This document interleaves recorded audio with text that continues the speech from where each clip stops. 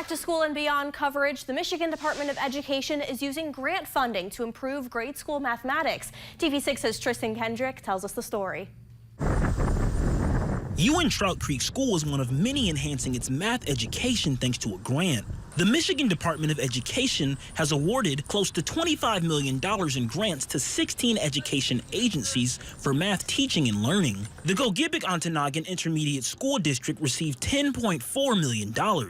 ISD Director of Instructional Services Travis Powell says the money is being used to hire early math specialists. He says the goal is to help kindergarten through fifth graders. These teachers will be in schools working with all of the teachers in that particular district to improve math skills for elementary students.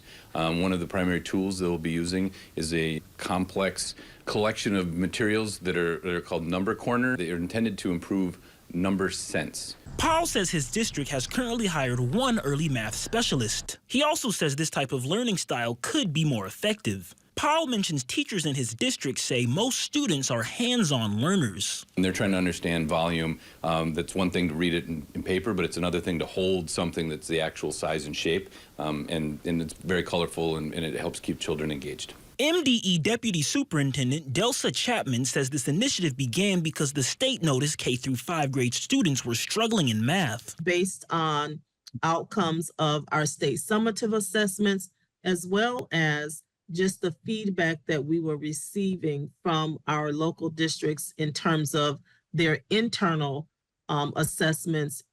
And there was a concern based on skill level for students in the area of mathematics. Powell says he wants to thank the MDE for putting an emphasis on math as it applies to everyday life. Tristan Kendrick, TV6 News, Ewan.